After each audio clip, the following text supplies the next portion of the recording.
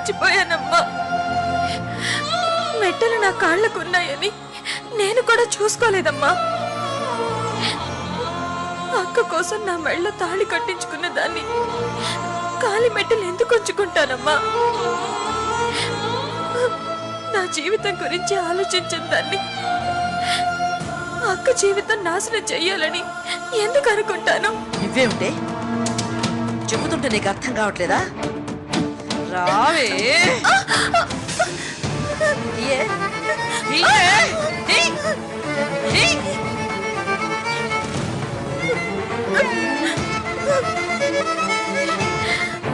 చెయ్యం నానా.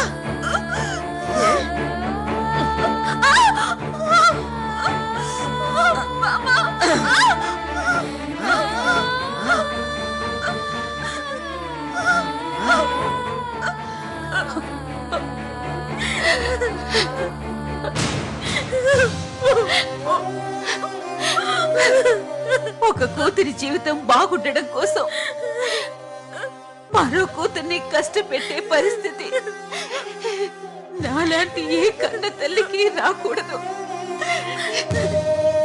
ఈ చేతకాని తల్లిని క్షమించమ్మా, క్షమించు.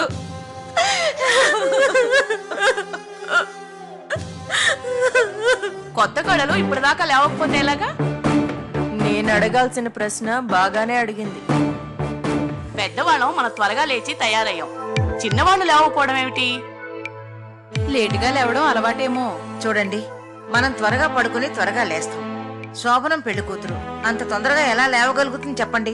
ఆ మాత్రం అర్థం చేసుకోలేరా? నాకైతే బాగా అర్థమైంది. మీ చిన్న కోడల్ని మీ మనవడు రాత్రంతా నిద్రపోనివ్వలేదన్నమాట. శోభనం గదిలో ఫస్ట్ నైట్ జరిగిన ఆనవాళ్లు నాకైతే ఏం కనిపించలేదు.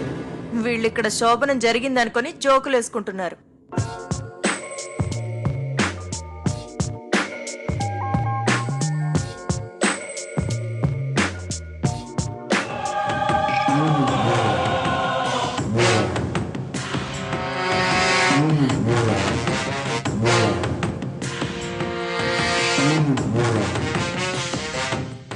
అందరూ కింద నీకోసమే వెయిటింగ్. వెళ్ళు.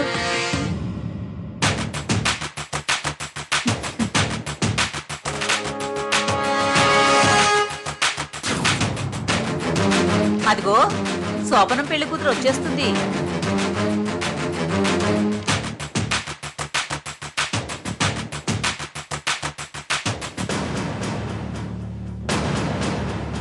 కాలికి మెట్టెలున్నట్టు లేవు. మెట్టెలు లేవేంటి? కడిగిన ముత్యంలా ఉన్నావమ్మా.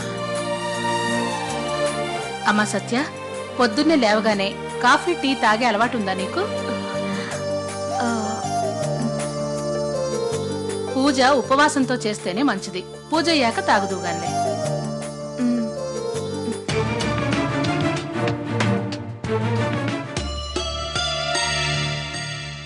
బామ్మగారు, పెళ్ళైన ఆడవాళ్ళు కాళ్ళకు మెట్టెలు లేకుండా ఉండకూడదు కదా?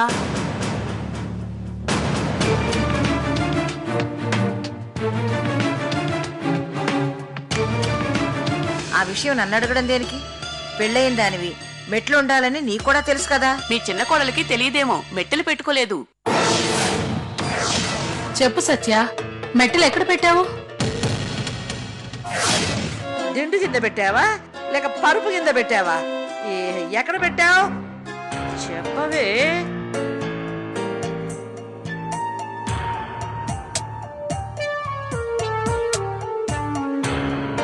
ఎక్కడ పెట్టానో గుర్తు రావట్లేదు బామ్మ.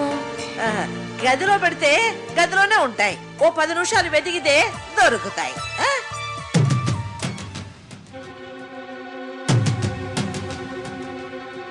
కొందరు ఆడపిల్లలైతే మంగళసూత్రాలు కూడా తీసి బీరువాలు దాచి బోసిమడతో తిరుగుతున్నారు. అంతా కలికాలం. ఇదిగో, ఇలాంటి మతిమరు పనులు ఇంకెప్పుడు చేయకు. పదని గదిలోకి పదా.